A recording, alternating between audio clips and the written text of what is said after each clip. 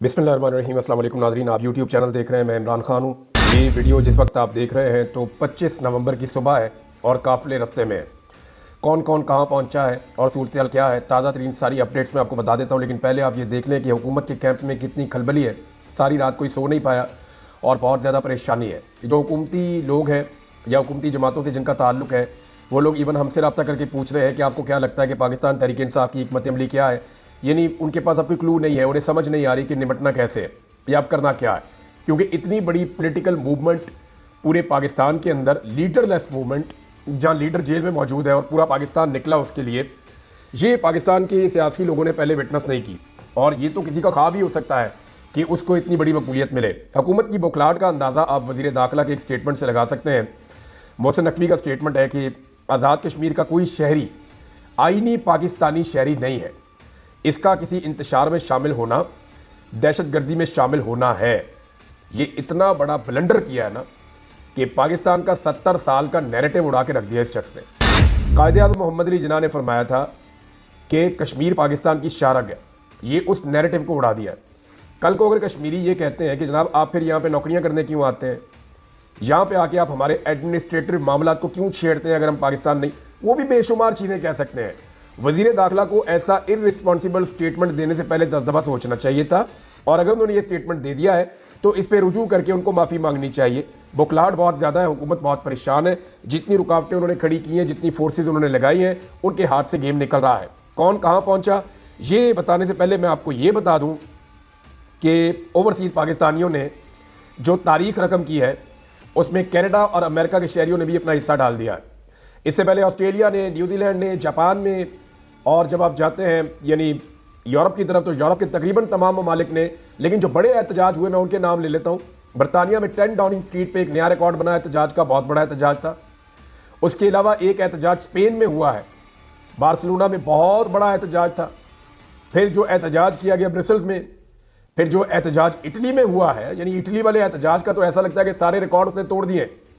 यूनान में एक बहुत बड़ा एहतजाज हुआ है, फ्रांस में बहुत बड़ा एहतजाज हुआ है, बेल्जियम में बड़ा एहतजाज हुआ है, नॉर्वे में बहुत बड़ा एहतजाज हुआ है। तो पूरा का पूरा यूरोप जो है वो वहाँ से एहतजाज के विजुअल्स भी आ रहे हैं, खबरें भी आ रही हैं। कमाल कर दिया पाकिस्तानियों ने। डोनाल्ड ट्रंप के घर के बाहर एहतजाज किया था पहले, और वहाँ पे इंफॉर्मेशन शेयरिंग भी की थी उनके साथ। और डोनाल्ड ट्रंप के साथ भी और मौजूदा जो बाइडन एडमिनिस्ट्रेशन के साथ भी पाकिस्तानी ओवरसीज़ राब्ते में है और वो उनके साथ कंटिन्यूसली चीज़ें शेयर कर रहे हैं। दूसरी जानिब वाशिंगटन DC में, यहाँ पाकिस्तान तहरीक इंसाफ जो है उसका असर रसूख उतना ज़्यादा नहीं था, ये मानने वाली बात है। और ऐसा पहले भी हो चुका है कि वहाँ कंट्रोल कर लिया जाता है। वजह यह है कि वहाँ पे जो पाकिस्तानी एम्बेसी है उसका बहुत असर रसूख है, वहाँ पे पाकिस्तानी इंटेलिजेंस एजेंसियों का भी असर रसूख है। और वहाँ के जो ओवरसीज़ हैं वहाँ अक्सर हम देखते हैं कि वो चीज़ नहीं हो पाती। लेकिन वहाँ पर भी बहुत बड़ा एहतजाज हो गया DC के अंदर, और बड़ा तगड़ा एहतजाज हुआ है। लेकिन अमेरिका का जो सबसे बड़ा एहतजाज हुआ वो न्यूयॉर्क टाइम स्क्वायर में हुआ। यहाँ पे पाकिस्तान तहरीक इंसाफ ने झंडे गाड़ दिए, बहुत बड़ी तादाद में पाकिस्तानी निकले। तो ये जो ओवरसीज़ पाकिस्तानियों ने किया है, ये पाकिस्तान तहरीक इंसाफ के लिए और आम पाकिस्तानियों के लिए ताज़ा हवा का झोंका है। ओवरसीज़ पाकिस्तानी जिन्हें वोट का हक नहीं मिलता, लेकिन वो पाकिस्तान का हक अदा कर रहे हैं कि पाकिस्तानियों को जो पाकिस्तान में रहते हैं, हमने रूल ऑफ लॉ लेकर देना है, जमहूरियत लेकर देनी है, आज़ादी धारे राय लेकर देनी है। हमने उनको उनके बुनियादी इंसानी हुकूक लेकर देने हैं। जुल्म, जबर और फस्तायत हमने पाकिस्तान से, फाशिज्म ख़त्म करवाना है। तो ये जनाब ओवरसीज़ पाकिस्तानी झंडे गाड़ रहे हैं पूरी दुनिया में और पाकिस्तान के हक में एक तहरीक चला रहे हैं।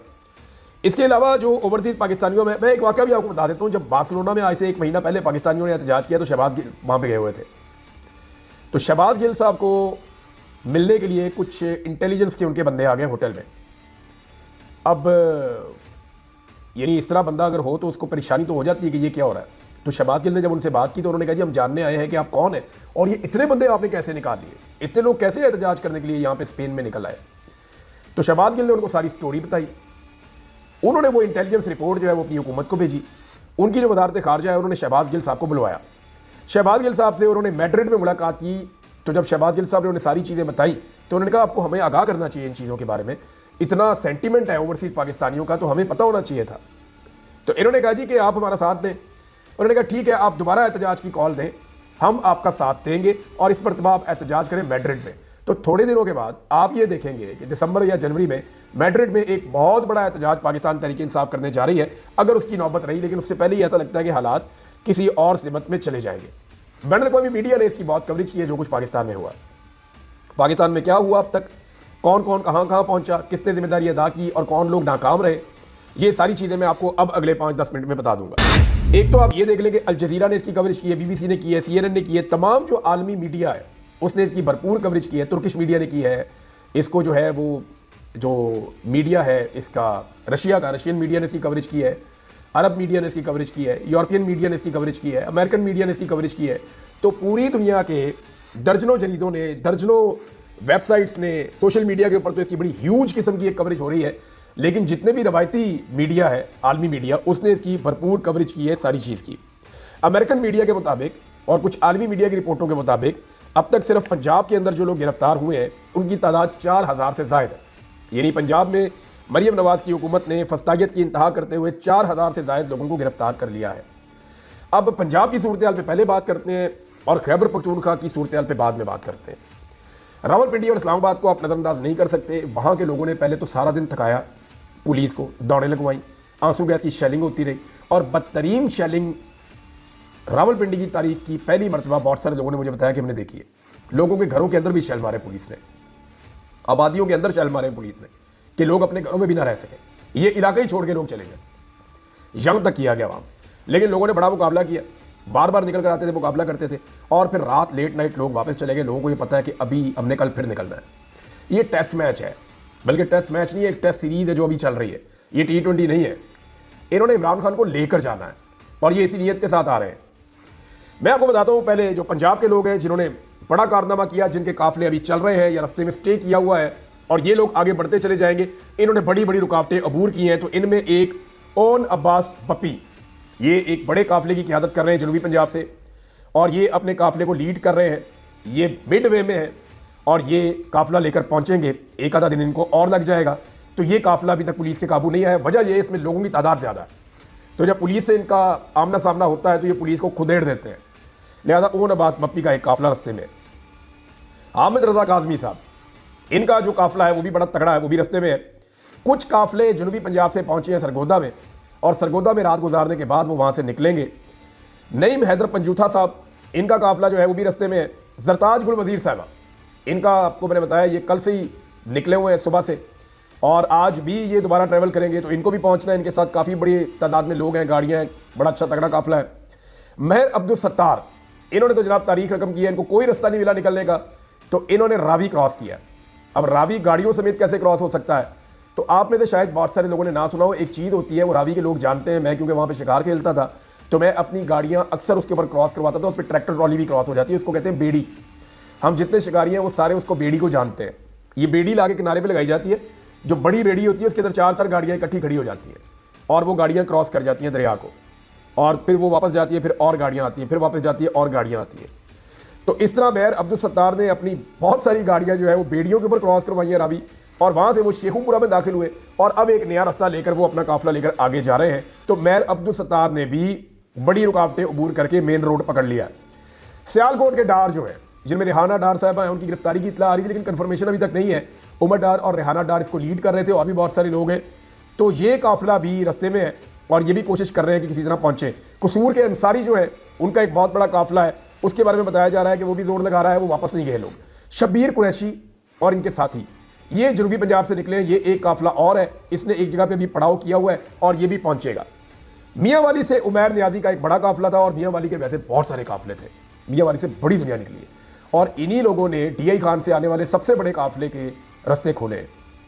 वहाँ पे शाहिद खटक का काफिला आ रहा था, शेर अफजल मरवत के भाई का काफिला आ रहा था, सालार काकड़ का काफिला आ रहा था, उमर अमीन गंडापुर का DI खान वाला काफिला आ रहा था। तो वहाँ पे 7-8 काफिले इकट्ठे होकर एक बड़ा काफिला बना था जो पुलिस के साथ जंग लड़ रहा था एक तरह की। ये जब मियांवाली वालों ने अपनी रुकावटें अबूर की है तो ये पीछे से आए तो पुलिस बीच में सैंडविच बन गई। पुलिस खेतों में भागी है, रास्ता खोला, अब ये सारे लोग वहाँ से निकल गए। रास्ते में 2 रुकावटें और थी, उनको अबूर करने के बाद इन्होंने फतेह जंग इंटरचेंज अभी क्रॉस कर लिया है जब मैं वीडियो रिकॉर्ड कर रहा हूँ, और ये इस्लामाबाद से कोई 15 किलोमीटर पहले पड़ाव डाल के ये काफिला खड़ा है। और जो क्लेम कर रहे हैं इस काफिले के अंदर मौजूद लोग, वो यानी हर काफिले वाले से अलग बात करें तो वो क्लेम करता है कि 10 से 20 हज़ार बंदा मेरे साथ है। तो ये 7-8 काफिले हैं। यानी अगर हम ये कहें मोहतात अंदाजे में 50,000 से 1 लाख आदमी इस जगह पे मौजूद है तो आप मोहतात अंदाजे में ये कह सकते हैं। अब इस काफिले ने जाना है इस्लामाबाद या यहाँ पे रुकना है या वापस पीछे जाना है पेशावर की तरफ, ये फैसला भी नहीं हुआ। ये फैसला होगा आज सुबह जब आप ये वीडियो देख रहे हैं तो उस टाइम पे कभी ये फैसला होगा, क्योंकि कट्टी पहाड़ी पे बहुत बड़ी रुकावटें खड़ी की गई। वहाँ पे इस वक्त एक जंग जैसी सूरत हाल है और वहाँ जो फ्रंट के ऊपर लोग मौजूद हैं खैबर पख्तूनख्वा के, मैं उनके बारे में आपको बता देता हूँ। वहाँ पे इस वक्त सुहेल अफरीदी, मीना खान अफरीदी और उमर अयूब खान साहब, इनके काफिले क्योंकि वहाँ से हज़ारा से पहुँच चुके हैं, ये वहाँ पे आके कट्टी पहाड़ी पर टकराए हैं, तो ये लोग इस वक्त फुल मज़ामत कर रहे हैं। ये मुराद सईद की टीम पूरी की पूरी जो है वो इस वक्त कट्टी पहाड़ी के ऊपर मज़ामत कर रही थी, लेकिन फिर वहाँ पे पाकिस्तान तहरीक इंसाफ ने अपना पड़ाव डाला है और कट्टी पहाड़ी को उन्होंने क्रॉस करना है। अब देखना यह है कि वो एक तरफ से जोर लगा के उसे क्रॉस करते हैं या पीछे से मदद मांगते हैं। अटक से जो लोग निकले उन्होंने सारा दिन मोटरवे पे कब्जा रखा है, पुलिस को भगा दिया था उन्होंने। अटक का डीपीओ लोग ढूंढते रहे, वो नजर ही नहीं आया। अब ये जो अटक से लोग निकले हैं ये वापस अटक में ही अपने घरों में चले गए और वो ये कह रहे हैं जी हम दोबारा निकलेंगे। जुल्फी बुखारी साहब की जो फैमिली है, जो यहाँ पे उनके कज़न्स हैं, जो उनके बाकी रिश्तेदार हैं, वो यहाँ पे बड़ी ज़बरदस्त उन्होंने लड़ाई लड़ी है। अटक के मैं पहले ये आपको बताना भूल गया था और बाद वक़्त इन्फॉर्मेशन होती भी नहीं है, फिर मैंने जो ग्राउंड रियलिटीज़ मुख्तलिफ लोगों से इन्फॉर्मेशन ली तो वो ये है कि अटक के जो 500 MPs हैं उन्होंने भी बड़ा जोर लगाया और वो 500 MPs अपने अपने लोगों को लेकर निकले और कोई एक भी गिरफ्तार नहीं हुआ अभी तक। और फिर जब उन्हें पता चला कि अभी खैबर पख्तूनख्वा वाले बहुत लेट हैं, हमें उनको लेकर जाना है या उनकी मदद करनी है, तो फिर वो वापस गए और उन्होंने नई हिकमत अमली बनाना शुरू की है। वो कल दोबारा निकलकर मोटरवे पे आके टच करेंगे। अभी मोटरवे के ऊपर इस वक्त खड़े हैं बहुत बड़े काफिले जो साउथ की जानिब से आ गए हैं, जो DI खान से क्रॉस करते हुए सी पैक से आए हैं। वो तकरीबन 15 किलोमीटर इस्लामाबाद से पहले, टूल प्लाजा से पहले, ये सारे वहाँ पे खड़े हैं और कई किलोमीटर तक वहाँ पे फैले हुए। अब एक काफिला जो उमर अयूब के साथ आ रहा था, उनकी क़यादत में सबसे ज़्यादा जंग अगर किसी काफिले ने लड़ी है तो इसने लड़ी है। पहले इनको एक मतलब दी गई जाके टैक्सला में पुलिस का मुकाबला करें। ये वहाँ गए और वहाँ इन्होंने कई घंटे टैक्सला में मुकाबला किया। फिर इनको कहा गया नहीं, आप अली अमीन के काफिले के साथ आकर मिलें, आप वापस आएँ। ये वापस आए, हज़ारा मोटरवे से उतरे तो इनको वहाँ पे गाजी बरोता के पास गालिबन वहाँ एक बहुत बड़ी मुज़ामत का सामना करना पड़ा। इन्होंने वो रुकावटें भी तोड़ दी। उसके बाद ये अली अमीन के पास पहुँचे और इस वक्त ये काफिला सबसे आगे था जब ये कट्टी पहाड़ी को जाके टच किए। तो इस वक्त जो हज़ारा से आने वाले लोग हैं या सुहेल अफरीदी के साथ जो लोग आए, मीना खान के साथ जो लोग आए, इनकी ड्यूटी है, फजल हकीम वगैरह, ये कट्टी पहाड़ी को इस वक्त क्लियर कर रहे हैं, पुलिस को वहाँ से हटाने की कोशिश कर रहे हैं। तो मैंने आपको उन लोगों के नाम लिए जिन लोगों ने बड़ा ज़बरदस्त परफॉर्म किया। और अभी ये टेस्ट मैच चलेगा। अभी लाहौर ने निकलना है, अभी फैसलाबाद ने निकलना है, अभी सियालकोट ने निकलना है, गुजरांवाला ने निकलना है, अभी तकरीबन दर्जनों शहरों ने निकलना है, क्योंकि लोग इंतज़ार कर रहे हैं कि अगली कॉल क्या आती है और किस तरीके से आती है। जब डी चौक पहुंचेगी पाकिस्तान तहरीक इंसाफ तो उसके बाद एक नया खेल शुरू होगा और इस मरतबा तहरीक इंसाफ को डी चौक में पहुंचने से रोकना अब इतना आसान नहीं है। शौकत बसरा साहब एक काफिला लेकर आ रहे हैं और शौकत बसरा साहब का काफिला भी काफ़ी बड़ा है। वो जनूबी पंजाब से निकलने में कामयाब हो गए अपने इलाके से। पुलिस का घेरा उन्होंने तोड़ दिया था क्योंकि उनके साथ भी लोग मौजूद थे, पुराने पॉलिटिकल वर्कर हैं, वो समझते हैं इन चीज़ों को। तो शौकत बसरा साहब भी रस्ते में हैं। फयाज झचड़ा साहब वो भी रस्ते में हैं, जिनके बेटे को टॉर्चर किया गया था प्लास के साथ और उसकी वीडियो बना के घर वालों को दिखाई गई थी वीडियो कॉल पे। उनकी वालदा को बहुत थ्रेट किया गया था। ये MNA साहब हैं, ये भी जनाब पहुंच गए हैं। जनूबी पंजाब वालों ने बीच में चंद जगहों पे स्टे किया है और अब वो सुबह से दोबारा आगे बढ़ना शुरू करेंगे। जैन कुरैशी, आमिर डोगर, ये दोनों बुरी तरह नाकाम हुए। ना सिर्फ ये खुद नाकाम हुए बल्कि इन्होंने अपने पीछे ऐसे लोग भी नहीं छोड़े जो लीड करते हैं और अभी तक मुल्तान से कोई बड़ा काफिला रिपोर्ट नहीं हुआ। अगर जैन कुरैशी नहीं है तो उनकी बहन कहाँ है, बाकी लोग कहाँ हैं, अभी तक कुछ पता नहीं चल रहा। लेकिन मुमकिन है कि वो लोग मैदान में आ जाए और थोड़ी देर में चीज़ें क्लियर हो जाए जब आप ये वीडियो सुन रहे हो, क्योंकि गिरफ्तार तो कोई भी हो सकता है, लेकिन जिस तरीके से ये गिरफ्तार हुए उस पर कारकुन और अवाम बहुत गुस्से में है। 20 नाजरीन ऐसे गुमनाम हीरोज़ हैं जिनके अभी नाम इसलिए नहीं ले रहे हमने बल्कि आपस में हम डिस्कस कर रहे थे नामों का, तो हमने ये फैसला किया कि अभी उनके नाम नहीं लेंगे क्योंकि सारा टारगेट उनको किया जाएगा। और ये गुमनाम हीरोज़ ने कमाल किया। लेकिन एक आदमी का मैं नाम लेना चाहूँगा। इस आदमी का पाकिस्तान तहरीक इंसाफ से ताल्लुक़ कोई नहीं है, ये एक इनकलाबी शायर है सिर्फ। और ये शख्स जो है ये सिर्फ पाकिस्तान की खातिर निकला हुआ है।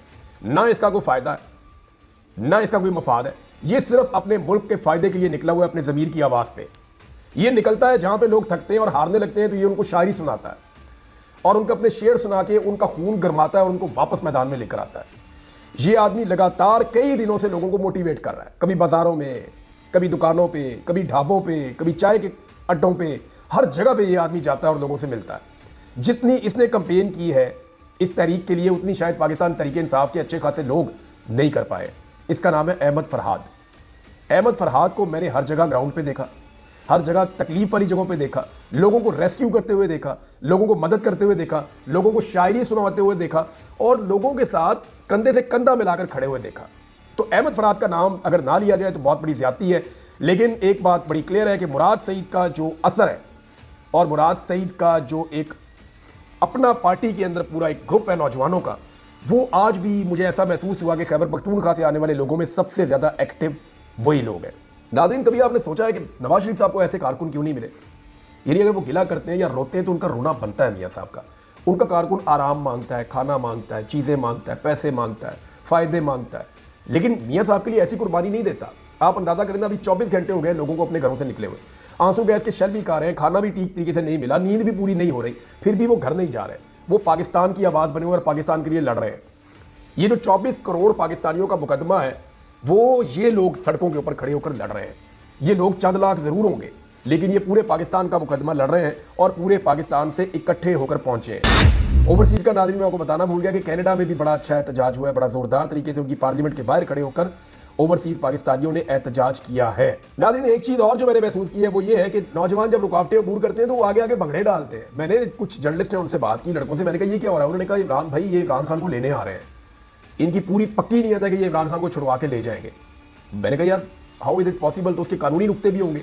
उन्होंने कहा जी इनको कुछ पता नहीं है, ये इमरान खान को लेने आ रहे हैं, ये पुलिस को भगाते हैं, रास्ता खोलते हैं, आगे जाके भगड़े डालते हैं कि हम अपने लीडर के मजीद करीब पहुंच गए और इमरान खान को लेकर वापस जाएंगे। उनके दिमाग में ये चीज़ बैठी हुई है जो लोग आ रहे हैं। अच्छा, इमरान खान कैसे छूट सकते हैं, इसका कानूनी रास्ता भी है, मैं आपको बताता हूँ।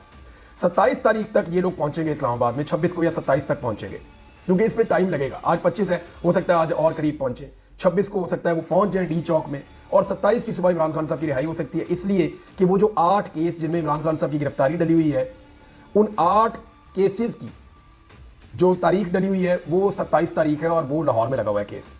मुमकिन है वहाँ इमरान खान साहब को बेल मिले और इमरान खान साहब रिहा हो जाए, क्योंकि फिर एक ही केस रह जाएगा, वो रावलपिंडी वाला मुकदमा है, और वो 26 तारीख को उसकी वहाँ पे समाअत है और मुमकिन है कि वहाँ पे इमरान खान साहब की बेल हो जाए या उस मुकदमे में मजीद रिमांड ना दिया जाए। तो इस तरह इमरान खान साहब बाहर भी आ सकते हैं, लेकिन अगर वो बाहर आए तो ये किसी दबाव या डील का नतीजा नहीं होगा, ये एक्चुअली दबाव लोगों ने डाला होगा इंसाफ के वसूल के लिए। क्योंकि इमरान खान को अगर अभी छोड़ा गया तो ये ऐन इंसाफ का तकाजा होगा, क्योंकि आपने 1.5 साल अंदर रख के उस आदमी से आप कुछ नहीं निकाल सके, सारे झूठे और बोगस मुकदमे जो उसके ऊपर किए गए और पूरी दुनिया में इनके खिलाफ आवाज उठ रही है। तो नाज़रीन, ये अब तक की इत्तलात थी, मैंने आपके साथ शेयर की है, बाकी चीज़ें आपको दोपहर को बताते हैं। अब तक इतने, ख्याल रखिए अपने चैनल का भी। अल्लाह हाफ़िज़।